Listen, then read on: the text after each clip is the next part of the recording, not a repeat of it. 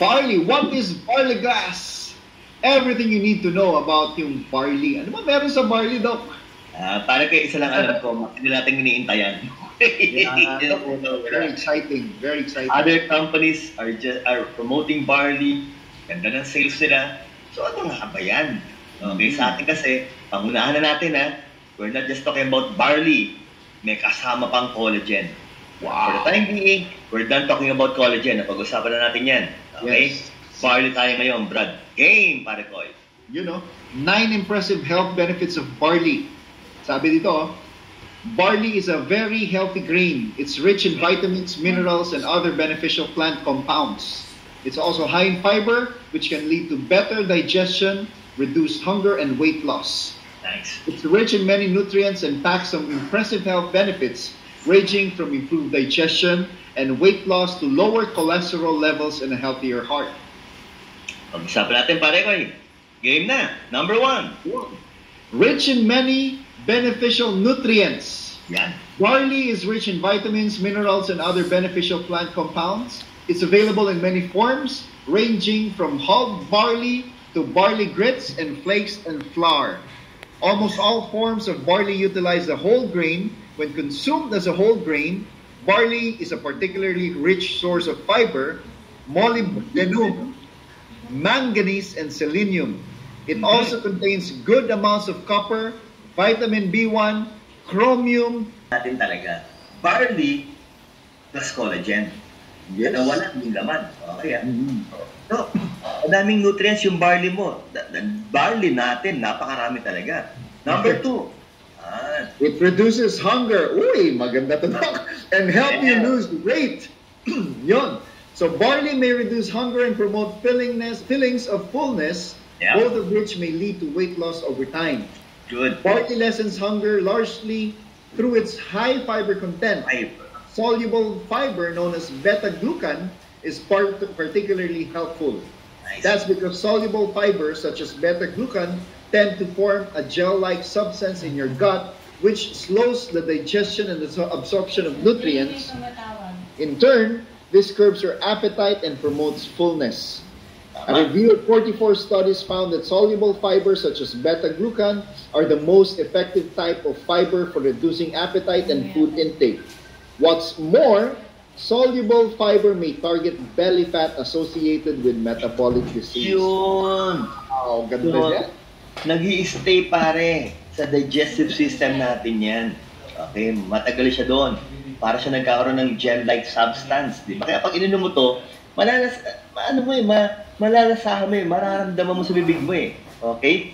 Now, ang kagandahan yan, hindi mo ngayon ma-absorb masyado yung ibang nutrients. Right. Okay? Kaya ang feeling mo ngayon, busog ka. Siyempre, pag ang feeling mo busog ka, kain ka ba? Mabilib naman ako pag kumain ka pa kung feeling busog ka na. So, ano pangyayari ngayon? Bawas ang appetite mo. Konti ang kain mo. By then, papayat ka. Kasi, pag konti ang kain, ang susunugin ng katawan mo? Naubos na yung carbo, ang susunugin niya ngayon, yung fats. Hey, now let's continue. Next, pare, fiber ulit. Insoluble and soluble fiber content improves digestion. Nice. So barley can boost your intestinal health. Once again, its high fiber content is responsible, and in this case, particularly, it's insoluble fiber. So most of the fiber found in barley is insoluble, which, unlike soluble fiber, does not dissolve in water.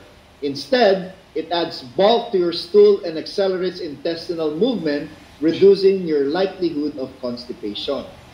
So yung mga nahihirapan po magpupo dyan, yung mga nakikinig po ngayon, sabi nga, pag pumupupo, kala mo talaga parusa, di ba? Yung umiire, naku po, or kung pumupupo every other day, yan. Try nyo to. Try nyo po. But again, I would like to mention, pag ininom mo yan, damihan mo yung tubig mo. Okay, Kasi nga po, pag fiber po yan, nasa ating digestive system, sa intestines, dadami yung bulk ng ating poops. Okay? So, pag marami mong bulk yung poops mo, yung stool kung tawagin natin, okay, or yung feces, ay marami kang may ilalabas. Alam niyo po, ito lang sinasabi lagi namin. Ito si Brother Christian, medtech to Okay? importante na talagang dapat regular ang bowel movements nyo. Yeah. Kasi po, pag hindi mo nilalabas yung feces, ang daming bit-bit na toxic materials niyan. Hindi lang yung daming bit-bit ng mga mikrobyo yan. Kaya nga, pag hindi ka nakakapupo ng regular, ay kabahan ka na. Okay? So, again nililinaw ko po, if you would like to improve your bowel movement, try barley. Okay? Now, may study pa rin na ginawa Ano ba nangyari? Yun. So in one 4-week study in adult women, eating more barley improved bowel function and increased stool volume. On the other hand, barley's soluble fiber content provides food for friendly gut bacteria, which in turn produce short-chain fatty acids. Research shows that SCFAs help feed gut cells, reducing inflammation and improving symptoms of gut disorders such as irritable bowel syndrome or Crohn's disease and ulcerative colitis. Gaganda na yung bowel movement mo. Okay, at the same time, okay, pati po yung mga good bacterias, bibigyan niya ng sustansya. Siyempre, pag binigyan mo ng sustansya yung good bacterias, anong gagawin nun? Kakalabanin naman niya yung mga bad bacterias. Yes. Balik po tayo. Alam mo, pare, sabi nga nung gastro ko, baka doon nag-suffer din ako ng irritable bowel syndrome. Alam to ng buong training team kasi ako talaga mga every 2 weeks or at least a month, after a month, talagang may time na bigla ako nag-LBM. Okay? And nagpa-colonoscopy na ako, nasi-scan na yung buong tiyan ko. Okay? And kaya makita talagang ganung katinding problema. But still, every now and then, bigla ako nag-LBM. Okay? Kaya nga, iniinom din ako nito.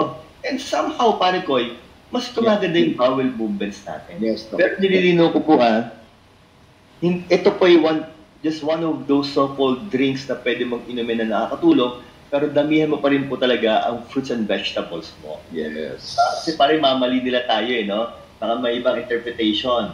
This will help. Pero hindi lang po ito yung kailangan mong inumin. Damihan nyo yung kain nyo ng fruits and vegetables. Right. Pang-apat, importante yung pag-usapan, gallstones. Okay. Yun. Number 4, it may prevent gallstones and reduce your risk of gallbladder surgery.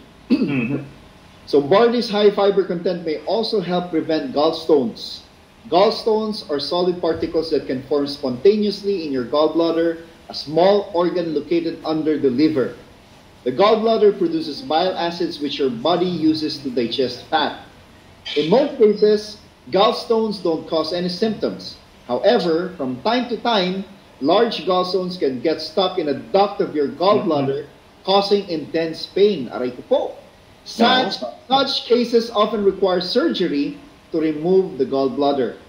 The type of insoluble fiber found in barley may help prevent the formation of gallstones and reduce the likelihood of gallbladder surgery. Tingnan niyo po yung picture bago namin i-diretso yung usapan nito. Okay? Yung liver kasi, okay, tagagawa ng bile yan. Yung bile na yon, iniimbak yan sa gallbladder. Pag kumain ka ng fatty food, yung gallbladder ngayon maglalabas ng bile through the bile duct, okay? Tapos, ilalabas sa intestine para po tumulong siya na emulsify yung mga taba. Para maging energy po. Ang problema lang, ang mga Pinoy, tayo po ay prone mag-develop ng gallstones, especially yung triple F, Brad. Ano yon? Fat 40 female. Yung word, fat 40 female. Yan. Isa lang ang gamot sa gallbladder stones. Sabi na, Dok, may mga gamot. Isa lang. Surgical operation. Yun lang ang pwede mong panggamot doon. Surgical removal. Hindi lang nung bato, kundi yung buong gallbladder. Ang malupit niyan, habang dumadaan yung bato sa bile duct na napakanipis po ng lumen o napakaliit ng lumen, sakit. Kung kayo po yung naka-issue na po ng sakit ng ngipin, mas masakit pa to, sakit ng ngipin. Ako nakita ang pasyente na sinumpong ng abdominal pain na hindi umiiyak sa gallbladder stones. Talagang lahat namimilipit. Yun po yun. Pag bumara pa yan, mas delikado. Bakit? Baka magkos ang ascending cholangitis. Delikado pa po yun. Okay? Mahiging dalawa pa ngayon yung procedure, ERCP, tapos saka pa yung cholecystectomy. Tindi nun. Okay? Now, idiretso mo pa rin na nga sa study. Ano bang na-observe sa kanila? In one 16-year observational study, women with the highest amounts of fiber intake were 13% less likely to develop gallstones requiring gallbladder removal. Yes. This benefit appears to be dose-related, as every 5-gram increase in soluble fiber intake dropped gallstone risk by around 10%. Nice. In another study, obese individuals were put on one of two rapid weight loss diets, one rich in fiber, the other in protein. Rapid weight loss can increase the risk of developing gallstones. After 5 weeks, participants on the fiber-rich diet were 3 times likelier to have healthy gallbladders than those on the protein-rich diet. Maliwanag po. Sa iba, tinatanggal ang carbo, okay, tapos pinapatas ang protein intake, hindi pala maganda yon. Mas prone pala mag-develop ng gallstone yon. Okay? Unlike ko ang binasi mo talaga, fibers, fruits and vegetables, mas effective yon. Maliwanag po tayo. Okay ha? So nililinaw ko po ang usapan natin ha. Doc, 5 grams. Ilang grams ba yung ating barley? 3 grams. So pwede kang dumalawa if you want. Okay ha? Now, pare, beta-glucans. Lowers cholesterol. Kanina binagit sa collagen, di ba? Yung HDL pinapaganda. Ito naman, pinabawasan ng LDL daw. Bakit na, pare ko eh. Yun. So barley may also lower your cholesterol levels. The beta-glucans found in barley may have been shown to reduce bad LDL cholesterol by binding to bile acids. Your body removes these bile acids, which your liver produces from cholesterol via the feces. Nice. Your liver must then use up more cholesterol to make new bile acids, in turn lowering the amount of cholesterol circulating in your blood. Sabi nga kasi, dalawa yan HDL saka LDL. Yung HDL cholesterol, kung yung mga cholesterol po ay nasa blood vessels, ahatakin niya yon pabalik sa liver. Yung cholesterol para gawing bile acid. Yeah. Yung LDL naman, hinahatak naman yung cholesterol papunta sa blood vessels. Nagkukos ngayon ng atherosclerosis. Kaya nga pare, yung mga research na pinupuntahan namin, yung mga seminars, and again, thank you kay sweetheart mo ako po yung nag-benefit ng isang seminar talagang napakaganda po ng seminar na yun, okay? Binanggit yung mga gamot na responsible, okay? Na pag tumataas pala ang LDL cholesterol, mas aggressive po yung mga doktor na magbibigay ng mga gamot to lower down the blood cholesterol. Hindi lang yung total cholesterol, ang binabantayan talaga namin yung LDL cholesterol. Maliwanag po tayo.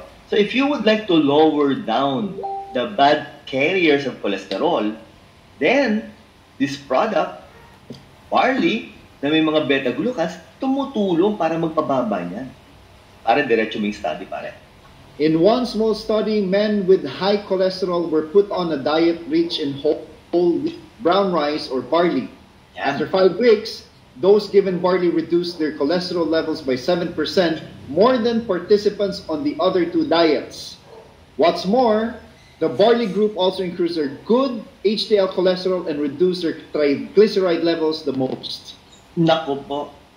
Okay? Hindi ko sinabing pangit yung wheat. Okay ho yan. Hindi ko rin sinabing pangit yung brown rice. Ang ganda ho niyan. Pero kinumpara yung tatlong magaganda. Ang pinakamaganda, yung barley. Yeah. Kaya, kasi kung between brown rice and white rice, you go for brown rice. Of course. Yeah. Between whole bread saka white bread, you go for whole wheat bread. Yeah. But still, sa tatlong magagandang yan, pinakamaganda ang resulta pag barley ang ginamit. Barley pa rin ang winner, Doc. Barley pa rin ang winner sa tatlong magaganda. So nga po yung good carriers of cholesterol, pinapaganda niya yung level, at binabawasan po yung triglycerides. Yan po yung tatawagin sa layman's term, fats. Yan. Tagalog, taba. Yan. Maliwanag ha. Kung tawagin sa iba, sa medtech, parang di ba, sa biochem natin, triacylglycerol. Yes. Okay. Na, pare ko, diretso. Puso. Number 6, it may reduce heart disease risk. Whole grains are consistently linked to better heart health. Therefore, it would come as no surprise that regularly adding barley to your diet may lower your risk of heart disease. Nice. That's because barley may lower certain risk factors. In addition to reducing bad cholesterol LDL cholesterol levels, barley-soluble fiber may bring blood pressure levels down. Nice. In fact, a recent review of randomized controlled studies observed that an average intake of 8.7 grams of soluble fiber per day may be linked to a modest 0.3 to 1.6 millimeters mercury. Mercury reduction in blood pressure. High blood pressure and high LDL cholesterol are two known risk factors for heart disease. Thus, reducing them may protect your heart. Ganda. Di lang blood vessels, ha? Pati ang puso. Pampaganda ng blood pressure. So sabi ko nga sa inyo, pambababa ng LDL cholesterol. Sabi ko sa inyo, no, pag ina-analyze mo, i-outweigh niya yung benefits, will outweigh yung risk na sinasabi ng iba. Na, wala naman ako makita halos risk talaga for taking barley. Ang nakikita ko, benefits Okay? Now, pampito, marami siyang mga minerals para kan, di ba? And one of which will be what? Yon, magnesium and soluble fiber may protect against diabetes. So barley may reduce your risk of type 2 diabetes by lowering blood sugar levels and improving insulin secretion. This is in part due to barley's rich magnesium content, a mineral that plays an important role in insulin production and your body's use of sugar. Barley is also rich in soluble fiber, which binds with water and other molecules as it moves through your digestive tract, slowing down the absorption of sugar into your bloodstream. Yun na. Marami na po may diabetes ngayon sa Pilipinas. Buong mundo. Okay? Genetics ba ang dahilan? Ibig sabihin, mga IDDM, bata pa lang may diabetes na. O yung NIDDM, na pinatawag natin, yung non-insulin dependent diabetes mellitus. So yung type 2, kung tawagin po natin. So kung type 2, malaking tulong pala ang barley.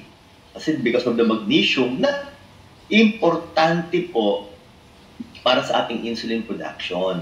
Yan. Okay, no? So, again, diabetes is very common. Why not take the product? Kung makakatulong naman po magpag-regulate ng blood sugar, di ba?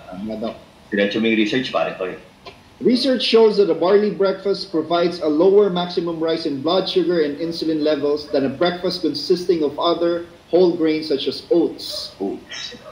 In another study, participants with impaired fasting glucose were given either oatmeal or barley flakes daily. After 3 months, fasting blood sugar and insulin levels decreased by 9 to 13% more for those eating barley. Hindi ko sinasabing pangit ang oatmeal. Okay po ang oatmeal. Nilihilaw na namin, Pero between these two wonderful products, okay, or should I say, yung mga ginagamit po natin kainin sa umaga, mas maganda po yung benefits ng barley flakes. Okay? Yes. And why, am I drinking this product? Ito yung isa sa dahilan. Ano ba yan, Brad? It's gonna help prevent colon cancer. Yun yun. A diet rich in whole grains is generally linked to a lower likelihood of many chronic diseases, including certain cancers, especially those of the colon. Tama. Again, barley's high fiber content plays a central role. Its insoluble fiber specifically helps reduce the time food takes to clear your gut, which appears particularly protective against colon cancers. Tama. Additionally, soluble fiber may bind to harmful carcinogens in your gut, removing them from your body.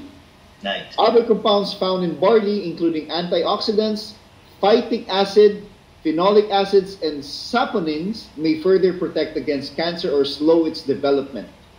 Hello, pare kay cancer runs in our genes. Yes, sa mga side ko. 5 out of 9 sa kanilang magkakapatid nagsuccumb sa cancer. Okay? Although yung tita kong isa, okay pa naman. Siya yung naging isang cancer survivor. No? Pero Yung mom ko, yung dalawang tito ko, saka yung isang tito ko, medyo bumigay sa cancer talaga. Yes. Kaya pag pinag-uusapan ng cancer, takot ako dyan. Okay? That's why we're doing everything possible para maiwasan. Kaya nga, again, sa akin beneficial Kasi maganda yung mga studies na lumalabas na talagang nalalabanan niya. It's a good antioxidant panlaban sa mga cancer cells. Okay? And, isa pa, sabi niya halo. Ito na yung bro. Versatile and easy to add to your diet. So due to its high fiber content, barley can make a great alternative to more refined grains. Nice. For instance, you can use it as a side dish instead of couscous or white pasta. Barley is also a great alternative to white rice dishes such as pilaf or risotto. Sarap na. Barley can likewise be added to soups, stuffings, stews, salads, and loaves, or eaten as part of a hot cereal breakfast. So, ang dami, no? Talagang lahat pwede mo siyang ihalo But again, when you talk about drinks, pag-usapan na natin to. Okay, ito na yung binanggit natin para ko, yan na yung summary, hindi na pala ulitin, pero pakita na natin. Ito rin po yung ito po yung binanggit ni Brother Christian, okay? Kung gusto nyo screenshot nyo na po. Yeah. But again, ito na po. Okay, na-screenshot nyo na po. Yan na, Brad. Anong pangalan ng produkto, bro? Barley Glow Beauty Drink. Imagine, Doc, no? Napaka-beneficial, grabing benefits sa health, tapos beauty drink pa. Beauty drink. Organic green barley plus biofermented hydrolyzed collagen peptide in honey, lemon flavor. Wow! Alam niyo po, sa totoo lang, nakatikim na ako ng ibang barley, hindi masarap ang lasa. Okay, kasi sabi kanila, doon na ba yung barley? Grass yan di ba? Damo. Okay? Damo. At talaga namang hindi kaaya-aya yung lasa. Kaya ang ginawa ng ating company, syempre, iba talaga yung utak behind no? Yeah. Nilagyan ng honey lemon flavor. Yun And because of which, pag ininom mo to, kakaya-aya na yung lasa. Okay? Yung talagang iinom mo siya. Hindi yung pagkainom mo na kasi mangot ka. Hindi gano'n. Pag nainom mo yan, ayos. Hindi ko sinabing sobrang sarap. Hindi ayos siya. Yan. Okay? Ayos yung inom. Kasi nga honey lemon Talagang you can drink it. Yun. Now, pare koy, sabi nga saan ba pwedeng ihalo yan? Pag sinabing tubig. Okay? Yun. Enjoy hot or cold. Ibig sabihin daw, pwede palang malamig, pwede rin mainit. Oo. Si Dr. Connie, nakita ko siya hot Wow. Hot water ang ginamit ni Dr. Ako naman, mas gusto ko cold. Okay? Ang sinasabi ko lang, pag ininom nyo, huwag nyo na yung... Inom yung diretsuhin mo na. Yan. Okay. Pero, hindi ko pa na-try na may yellow, brad Na-try ko yan, okay? Yes, malamang bukas ng umaga ko yan. I-try ko yung may yellow, okay? Curious din ako sa hot kasi nakita ko si Doktora, enjoy siya ng iniinom niya with hot water Okay? Now, game, pare! Anong nilagay, Brad?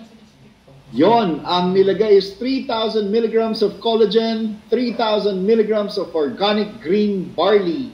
Inuulit namin, other companies are promoting barley, very good.